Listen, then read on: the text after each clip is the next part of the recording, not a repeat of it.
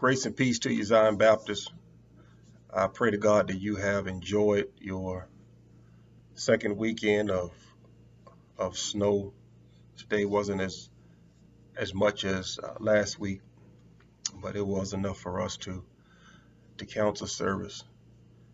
And a lot I wanted to a lot I wanted to share this morning at church, but thanks for technology, we are able to do it um, over our YouTube channel.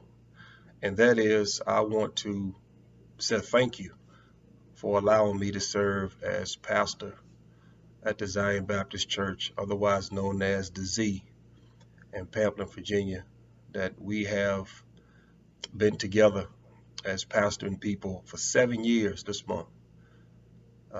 7 years ago is when the people at Zion Baptist came together and voted me in as the next pastor. And I am truly grateful. I'm truly thankful for all that you have done. You watched me grow as a person. You watched me grow as a pastor. You watched and helped raise my children. And I thank God for all of you. And I wanted to take a few minutes out just to say thank you before I got started on today.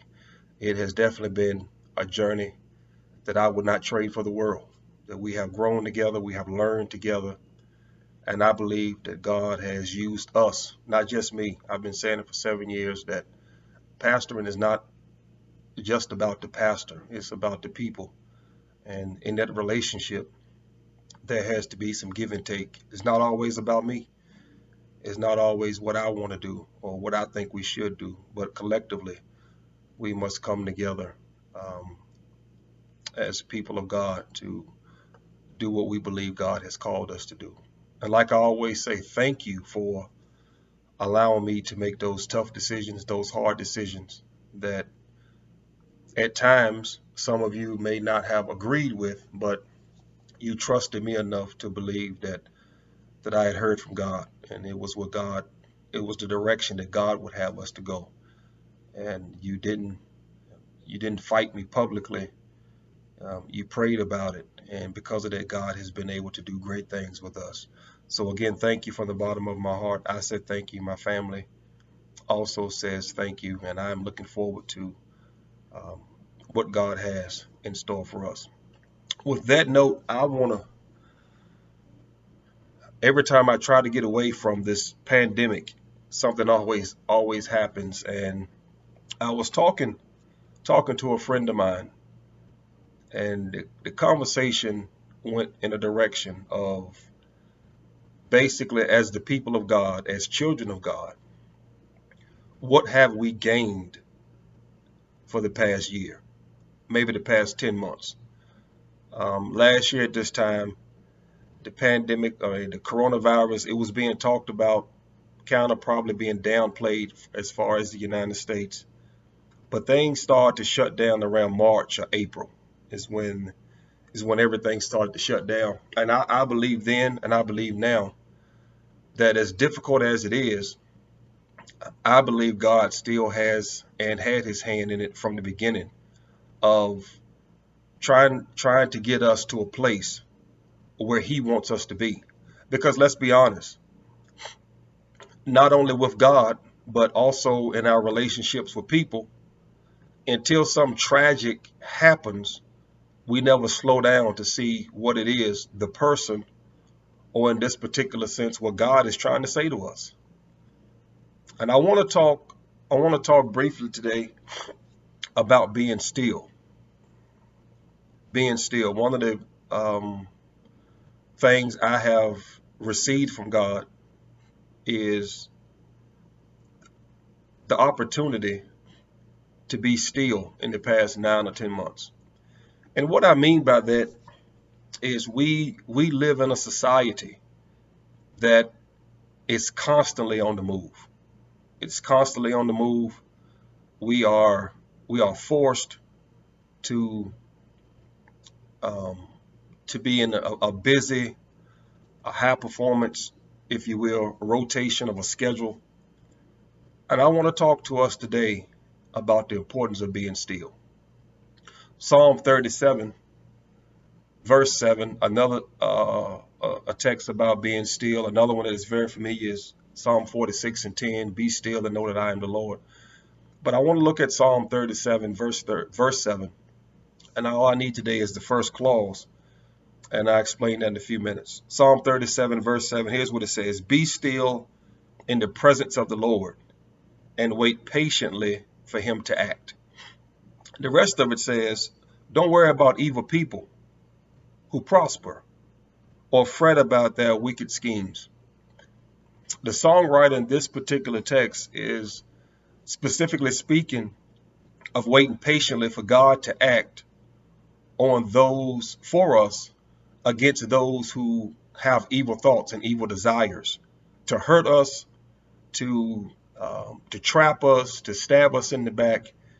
And the songwriter is singing and saying, just be patient and wait for God to act. As I was saying, we are so busy that I wonder, how often are we still before God? From the time we wake up in the morning to the time from the time we go to sleep, our daily routine is a constant battle. It's a race. From one thing to the next, everything moves. Everything keeps moving. In such a way, I think it was about maybe 8-9 years ago now, my former job, I was in the hotel watching television, and I noticed something that really, it didn't bother me, but it made me think that as people, we move so much. We are constantly moving so much. I was watching CNN, and even today, you watch CNN, you watch Fox, any news channel, ESPN now does it, but any channel that's providing us with information, there is a major segment of the person talking about a specific thing, but at the bottom of the screen, it's information talking about something else that's going on. And then in the left-hand column of the television, it's telling you what news is coming up next. Well, Pastor, what's your purpose of saying that? That we are so busy that nobody wants to miss anything. No one has time enough to sit still to wait to see what's coming on next. So what the news channel done was, you got it all in one package. If you don't want to sit still and listen to what this woman or this man is talking about, on the left, it'll tell you what time a certain topic is going to be discussed. At the bottom, it has other information that's going on at that particular time so that no one misses anything. And when I noticed that, and when I saw that, I couldn't help but to wait. As busy as we are, how often are we still for God? Now, I'm specifically talking about church folk right now. We go to Sunday school, we go to choir rehearsal, we go to church. We so busy doing things for God.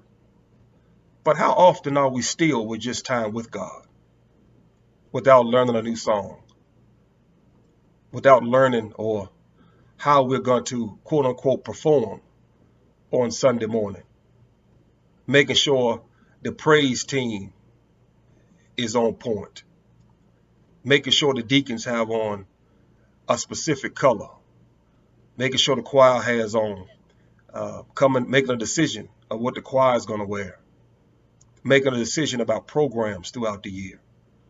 All of these things keep us busy. And we're saying that they're for God. That's a topic for a whole nother day. But we're doing all these things for God. But in all of that planning, how much time do we spend with God ourselves? How much time in our busy schedule throughout the day do we just sit down in the quiet, in the peace, and listen for God? Do we give God 15 minutes a day? Do we give God 10 minutes a day, 20 minutes?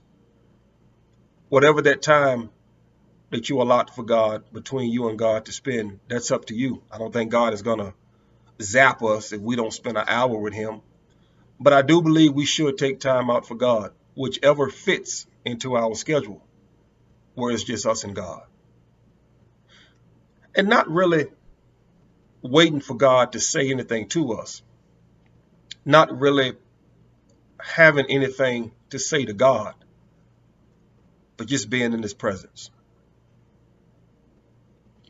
just spending time with him. One of the things I've noticed about children, and in this transition that I'm going through, is that my two younger children, they don't really want me to take them nowhere. They don't really want anything. They just want to spend time with their dad. That's it. Just spend time with him. And I think that's what God desires of us. I think God just says, hey, let's just spend some time with us. We ain't got to do nothing. Let's just hang out. Just me and you. When was the last time you spent time with God? Not at church. Again, not the last time you sung for God. Not how many revivals you've done. Um, I ain't talking about you going to church every time the doors are open. I'm not talking about that. How much time have you spent with just you and him? And I have to be honest, church, that's a challenge even for the preacher. I was sharing with someone that the life of the preacher can be looked at and misunderstood in so many ways, that even though people know the preacher is not perfect, they still want you to be perfect when they want you to be perfect. People don't think the pastor gets tired. They say the pastor get tired, but they don't really believe it, because if the pastor, the preacher don't show up, where they at? If they got faith, they wouldn't be tired. If they was really trusting God, they would have the energy. All of these embedded theologies of what how the pastor or the preacher should be. And I say all of that to say that it's a challenge for everybody, including myself, to sit down and figure out what's the best time for me to spend time with God all by myself.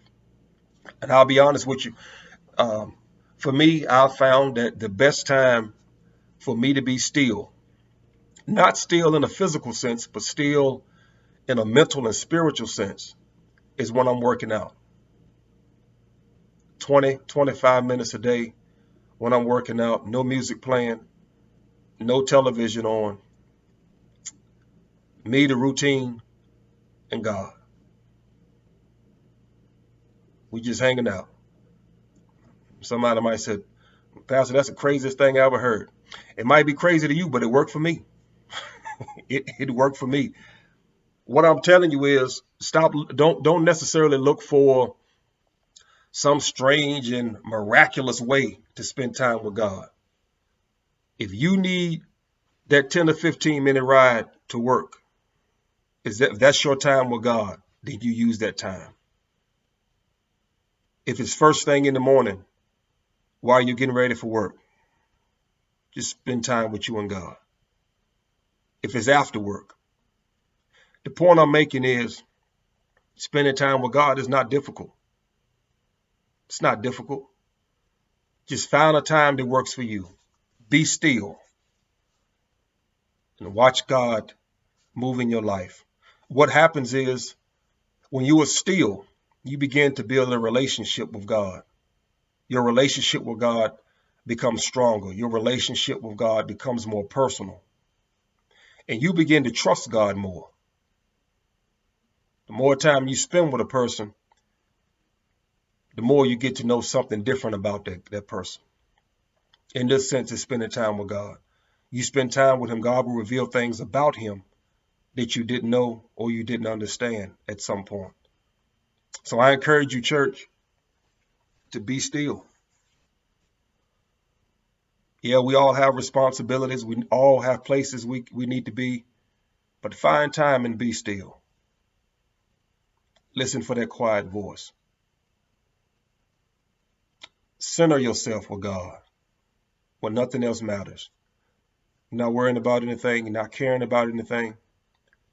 You just want that quiet time with God. Say, God, it's just me and you.